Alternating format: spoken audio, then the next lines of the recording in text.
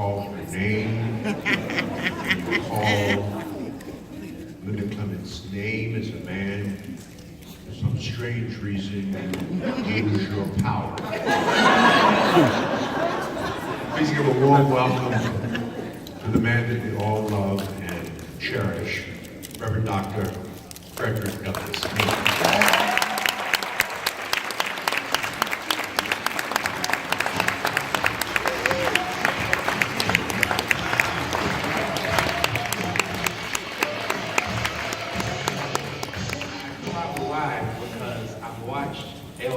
Come on stage to music, and she jams. And so this is the first time in my years of doing Power Networking Conference that I've come on stage to music. So I feel like I'm what's up. So thank you so much. DJ, let me thank George Frazier for being George Frazier.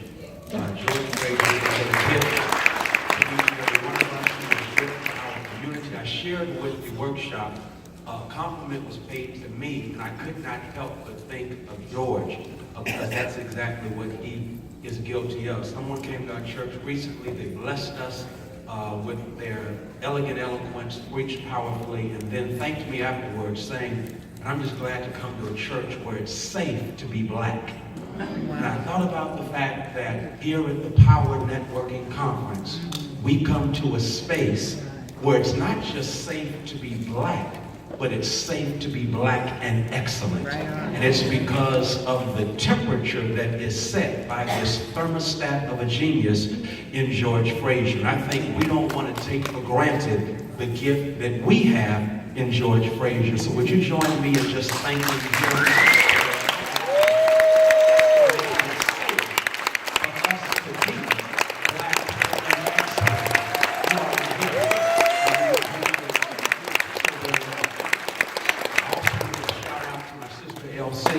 Again, I can't say her name anymore. I witnessed what she did yesterday to those blessed brothers. And when they said their name, they were cool. When they said her name, they just lost all strength. And so I want everybody in here, do not say her name. Just say LC and keep it moving, because she has that kind of power. But she, along with my wife, have pushed me in a very, very real way to be more than I thought I could ever become. And so I want to thank LC for being who she is and for being that sister who blesses my life. And of course, my lovely, incredible wife, Deborah P. Haynes, has a new book out, Unashamed Plug right now for Deb. Thank you so much for being who you are. Beautiful thing about Deb, she's my wife of 30 years. We'll be married 31 years next month. 31 years next month. Look 30, and so that's the powerful thing. She's got the good looks, and she's good people with a sharp mind. You can't beat that, and so I salute her for being who she is. My daughter is here, as well as an adopted daughter. Glad to see both of them. Avni, you in the house? Avni, there's Avni and there's Buttermilk. Buttermilk is my adopted daughter. Stand up, Buttermilk. That's Alex. And Alex is a graduate of Howard. Avni is a graduate of Howard. And we're proud of both of them. LC is trying to help me get better at selling, okay? Just go check them out. I think they're good. So check them out in a matter of moments. We have a powerful theme I need to wrestle with in your presence. George gave me this theme, and I want to wrestle with it, because we, I believe, are called to bring this thing to pass, or we will have wasted our time when we gathered here this week. Can Frazier Net become our Wakanda? If not now, when? And with whom? That's what I want to unpack in this conversation with each and every one of us. Can Frazier Net, why we gather here this week, become our Wakanda forever? If not now, when? And with whom? It's been well stated this week. We as a people are in a state of emergency. State of emergency, yes. Cornel West puts it this way. We find ourselves in this nation experiencing the eclipse of decency, honesty, and integrity. It has left us, therefore, in the chaotic shadows of emboldened racism, unvarnished greed, military madness, predatory patriarchy, not to mention ugly xenophobia. We're in a state of emergency. A state of emergency where blackness is criminalized, impoverishment is demonized, and black communities are being gentrified, a nice word for ethnic cleansing. We're in a state of emergency. A state of emergency where the very future of our children seems somewhat precarious. It's been stated, and I believe without hyperbole, that if we're not careful, we can see a second slavery in the future of our people right here in this country. We're in a state of emergency. And this state of emergency calls for us to examine the systems and structures, the biases, as well as the prejudices that would deem preclude our possibilities. I illustrate it like this. It was about 2 years ago. I was the featured speaker at the Freedom Fund banquet in the state of Connecticut for the NAACP, their state chapter. They invited me, and so I was privileged to address that on a particular Friday evening. I addressed that particular Freedom Fund banquet. After the Freedom Fund banquet, I immediately was taken to my room because the next morning I was scheduled to address a prayer breakfast at the time Warner Building in Manhattan, there in New York City. And so I was looking forward with bated breath to that experience, to speak truth to power, as it were. And I won't forget what happened. My flight was scheduled to leave at 6 a.m. I'm to speak at a prayer breakfast in the Time Warner Building. And so as soon as I went to sleep, before I went to sleep, I made sure that my alarm was set. I had to be at the airport by 5 o'clock at the latest to catch this 6 a.m. flight. Check out what happened. I woke up in time. I dressed ahead of time, arrived at the airport at 4:45. I'm shocked when I arrive at the airport because the line to go through security is all the way outside of the airport. I'm tripping because the line is outside. I wait in the line for a few moments, but I note that the line is barely moving. I cannot stand to miss this flight. And so immediately I decided to go in front of people and check out what the deal was. Here is what had happened. Earlier that morning, it's the wee hours of the morning, someone was engaged in construction on a construction project. They were, of course, drilling. And in the process of drilling, they hit a line. They hit a line that was connected to the computer system there in that particular airport. Check out what happened. The system is now compromised. And because the system was compromised, they were having to handwrite all of the boarding passes. The security process was even longer. Now it's almost 6 o'clock and I'm still outside. I'm going to miss my flight. And because I'm going to miss my flight, they are about to mess up a good engagement. Even LC would have been proud of this engagement in terms of the lucrative possibilities. But LC, I'm about to miss my flight. Why? Because the system had been compromised. The system is broken, and as a consequence, I am precluded from taking off. I'll park here parenthetically because I hope you're catching the metaphor. I'm suggesting, my sisters and brothers, we're in a state of emergency because of a compromised system. And for many of us, we cannot take off, not because we lack the skill or the will, not because we lack the education and the drive, but it's because of the fact that there is a system in this nation, a system that has been sinfully, shamefully, and sadly compromised. And this compromise is precluding many of us who are in the back of the line from taking off. I'm still not coming through. The Center for American Progress came came out with a study recently that blew my mind.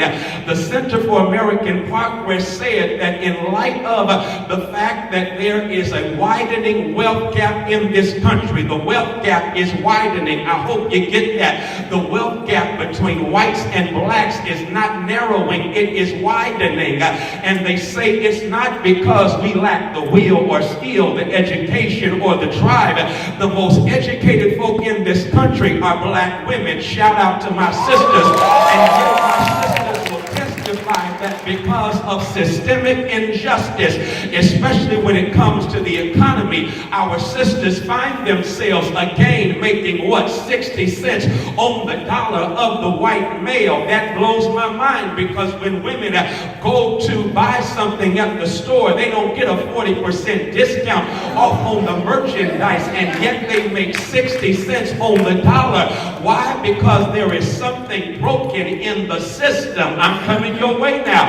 The system has been broken. The system has been compromised. And we gathered here at the wonderful Fraser Net Power Networking Conference. But some of us, if we keep it 100, have been precluded from taking off. It's not because you haven't learned the right lessons. It's because of a system that has been compromised. I'm not coming through. Here it is. The Center for American Progress, they push it further by saying that the wealth gap between whites and blacks is now, we're making 10% of what whites are making. It's not because we are less educated. It's not because we don't have the sense to make more money. It's because, my sisters and brothers, there is a system that has been compromised. And so when you look at the systems that are broken and compromised, they preclude possibilities. What is our response? I love it. We have decided here at Fraser Net that we need to learn lessons from the Black Panther and build our own Wakanda. There is something powerful about creating your own community. You didn't feel it, but I'll go ahead and give you an example. Have you thought about the fact that San Francisco, a gentrified city, and yet when you go through downtown San Francisco, there is Chinatown. Chinatown has not been gentrified. Why? Because they own their own. They develop their own. They employ their own. They build their own. And they recognize that when you understand how you teach your dollars enough sense to spend with one another, to build up one another, then you can build your own Wakanda forever, baby mama. You're still not getting it. I'm simply trying to say thank you, George, for giving us this theme, because all of us should go back one more time and check out Black Panther, not to see the brilliance and boldness of T'Challa, but to check out that nation there in Africa called Wakanda. Why should we check out Wakanda? Lupita put it like this: Wakanda is what African people would have been had we not been messed with and raped by colonialism and ripped off by slavery. That's what we would have been. Y'all still not getting it. You do know those bad, beautiful, bold sisters in Wakanda that made up the army. That's nothing new to African people. As a matter of fact, Google the Dahomey tribe, D-A-H-O-M-E-Y, and you'll discover it was comprised of bad, bold black women who protected that nation and understood how to use their strength in order to protect the people. I'm simply trying to say, if it had not been for colonialism, if it had not been for enslavement, Wakanda is what we would be right now. So it's in our DNA. We got it like that. So since we got it like that, we ought to act like that. We already got it like that because it shows up in so much of what we do. Now let's bring it together and create our own Wakanda. Wakanda in all of its bedazzling black beauty. Wakanda in all of its boldness. Wakanda. Y'all didn't see Wakanda? I'm talking about Wakanda. Wakanda where the sisters and the brothers were on an equal playing field. As a consequence, we respected and recognized the strength of the sisters, but it didn't take away for the boldness and the badness of the brothers. When are we going to recognize Wakanda is a good thing? Because brothers, I think we want to give our sisters a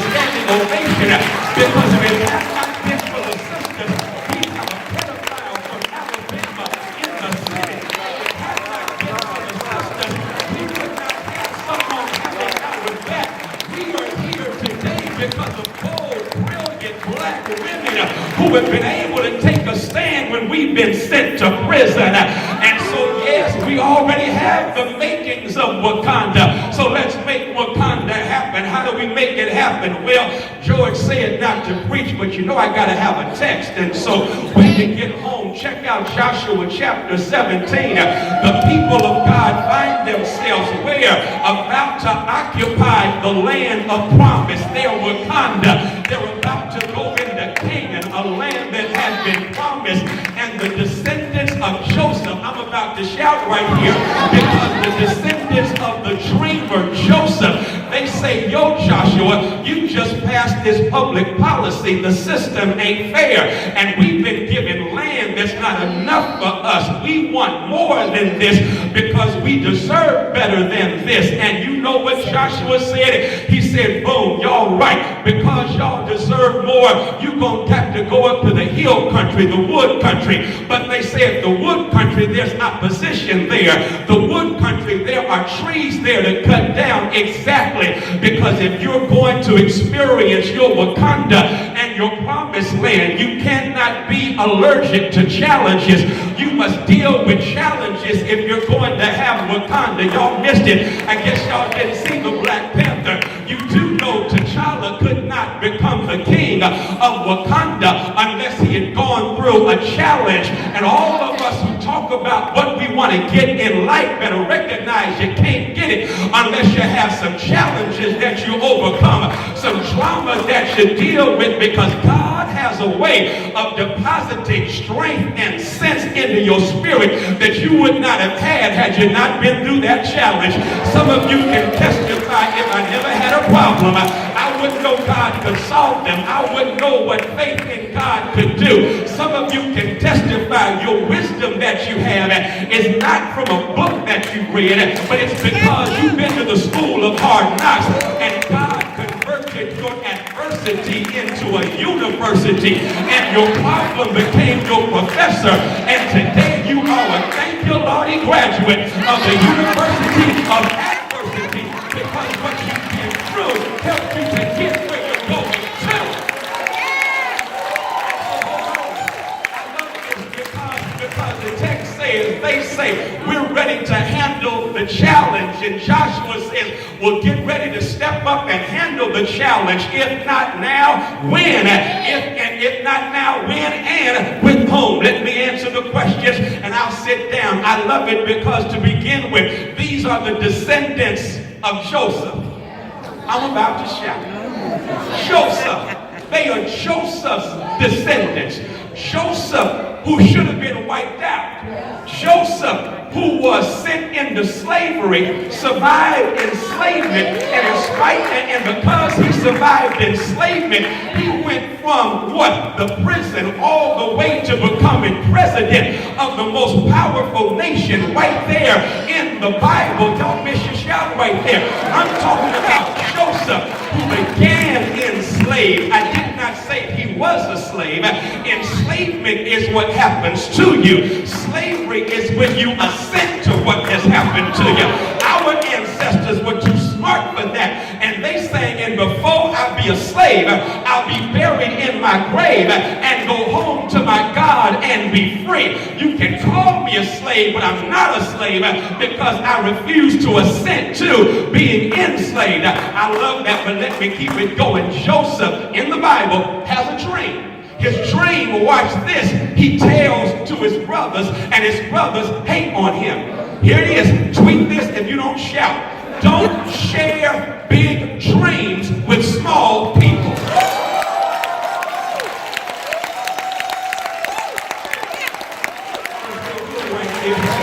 Because small people will cut your big dream down to their small size. And that's what happened to Joseph. Joseph shared his big dream with small people. They tried to cut him down, but what they intended for evil, God worked out for good. And his dream through a nightmare came to pass. That's your shout right there. God is good enough to take a nightmare and use it as transportation to your dream becoming a reality. I'm still not coming through.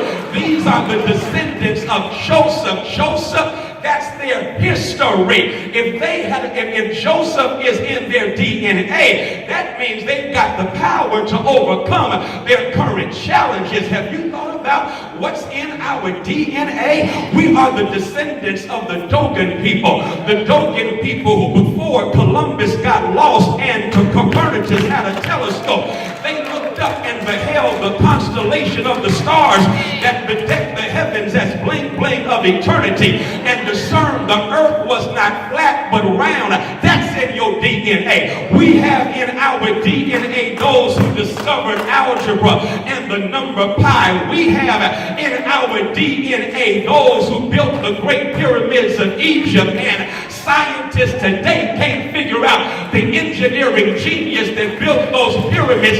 It's in our DNA. And since it's in our DNA, why are you tripping over 46 minus 1? 46 minus 1 doesn't have the power to block us from what we can become. Oh, I get it. And I feel you because we not only as a people have to deal with PTSD, you get that, post-traumatic stress disorder. Now it's ETSD, everyday traumatic stress disorder. But the good news is we've been here before. We've seen this movie before. And because we've seen the movie before, we recognize that we are going to come out on top. I've got a feeling everything's going to be all right. I guess I'll give it to you like this. This is real good right here. I went to see Black Panther, I don't know how many times, and then George, of course, made me go back and see it again. And here's what happened the last time. The last time I go, this messed me up. This kid is going out of the movie or into the movie, and the kid has been told by his dad that this is going to be a rough time for the Black Panther. And the kid says, listen, I already know how it's going to turn out. I read the book. And because I read the book, I'm not tripping on what Black Panther goes through, because I know how this thing is going to turn out. I've seen it before. I know it's in the book, and that's what I say to my beautiful black people today. I know it's a little rough right now, but go ahead, open up the book. We've been here before, and because we've been here before, we overcame then. Guess what? We can overcome right now, but we've got to remember who we are. We are descendants of dreamers who overcome nightmares. We've got to remember who we are and live in the power of who we are. I did this in the session back there, so y'all act like you haven't heard it, okay? Again, saw the Black Panther, and here's what happened to T'Challa. T'Challa challenged by M'Baku. M'Baku is whooping my man T'Challa, stabs him with the spear, and he's about to go over the waterfall. And his regal queen, played by Obama, played by Angela Bassett, shouts to him, show them who you are. And all of a sudden, his remembrance of his identity begins to empower him. And he yells out, I am T'Challa, son of T'Chaka. And that's when the challenge shifted in his direction, because he recalled who he was. There's power in your identity. When you remember who you are, I think I'll stop right there, black folks. If we gonna build Wakanda here, show them who you are. You built Black Wall Street. Show them who you are. Your ancestor took a peanut and discovered some 300 objects out of that. Show them who you are. You took graffiti and made an artwork in New York and gave birth to hip-hop. Show them who you are. Your ancestors took pennies and built black colleges. Show them who you are.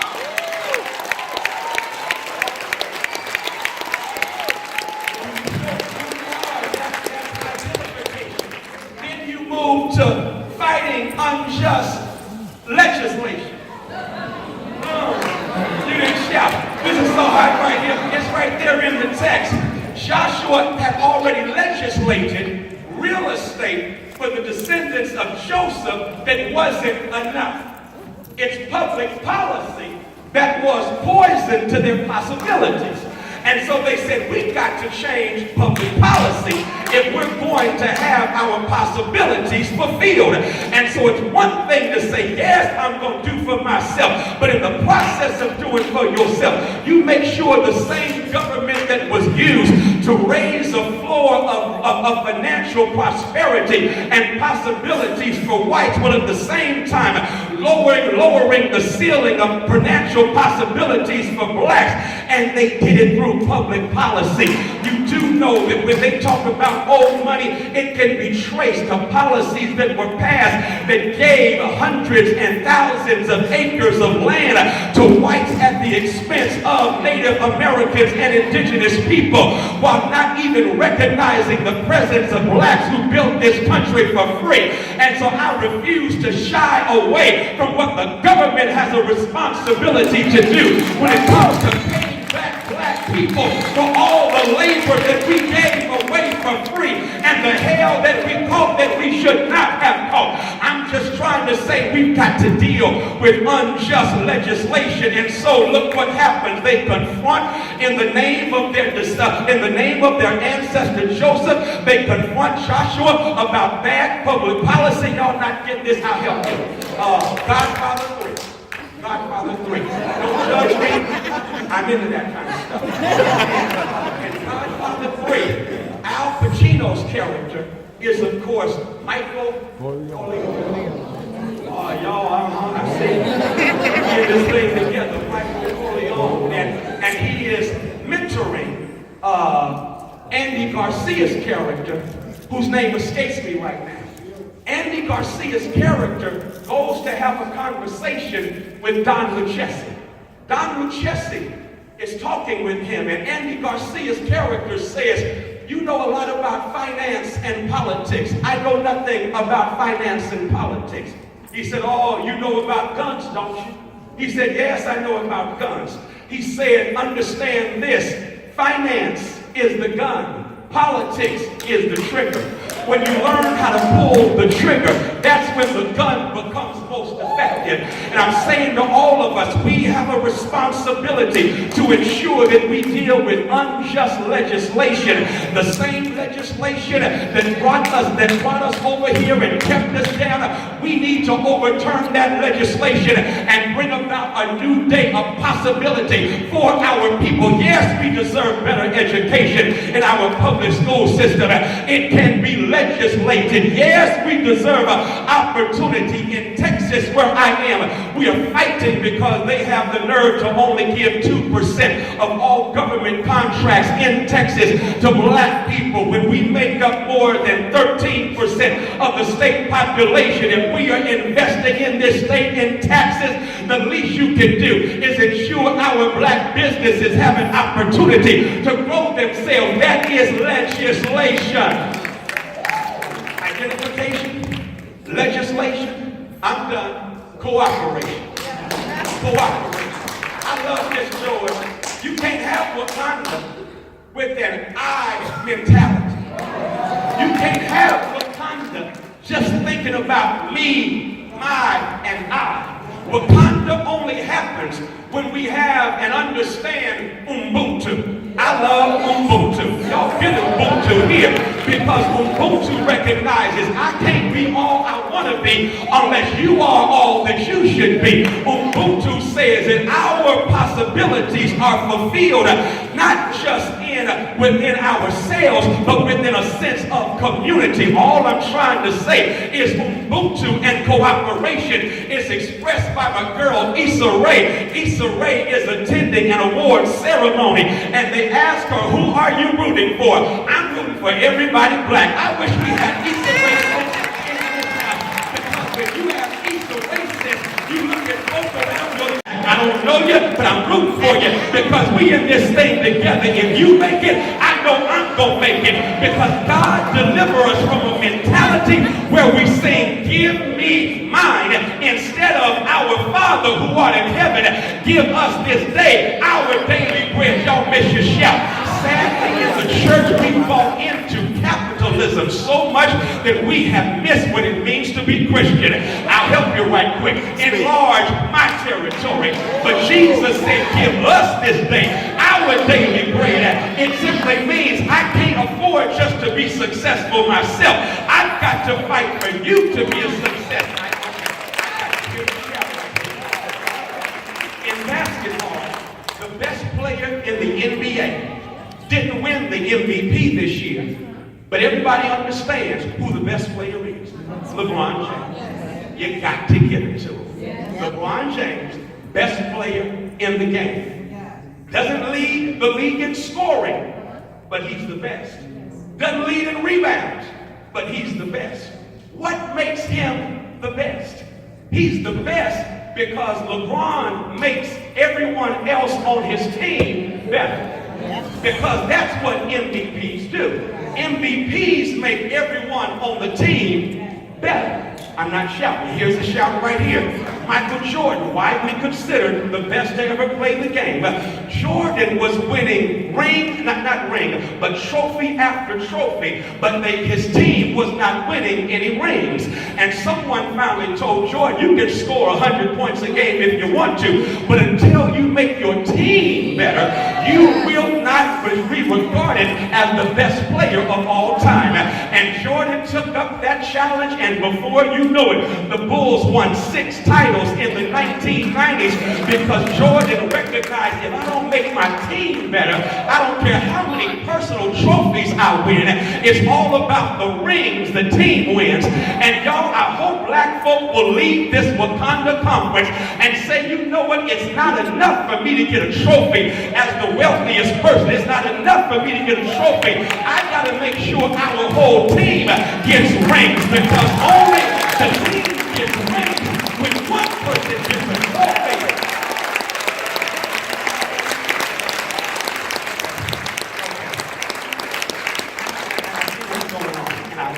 I love it, and that's why I love this conference. This conference just hypes me because I love how y'all listen. Y'all listen so well because I've been dropping all these bombs on you. Just knowing you be shouting and screaming, and you want to shout and scream, but you're holding out on me, and I know why you're holding out, because you know how to listen when you hear a message going. That's why LC tore this place up yesterday, because you know how to listen. You listen and you think while you listen. Listen and you think. Get ready to shout.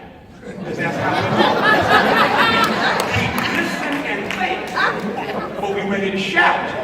And your thing is, I'm listening and thinking, Freddie Haynes. I want to shout, but I can't. Why not? Because you will not tell us, and you have yet to tell us, did you make your engagement in New York at the Time Warner building?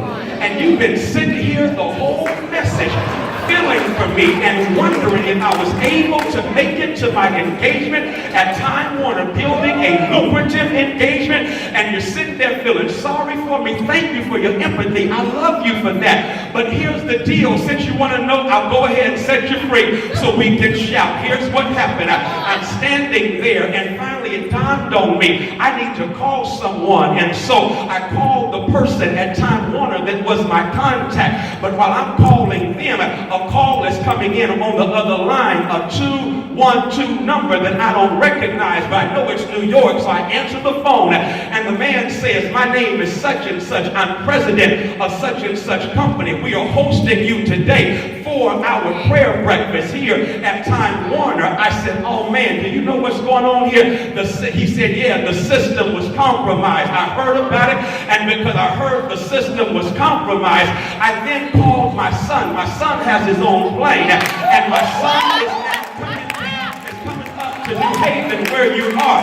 There's a private airstrip. It's just a few miles from where you are, and so you go ahead and go to that private airstrip. I've already sent ground transportation to pick you up. All you've got to do is go out there, present your identification, get in the car, go to the airstrip, and my son is coming to get you.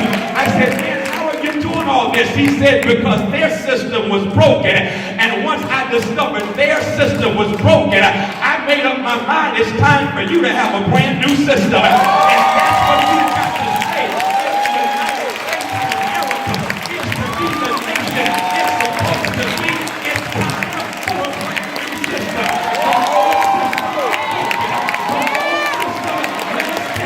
The old system got 46 minus 1 elected. It's time for a brand new system. And once we get a brand new system.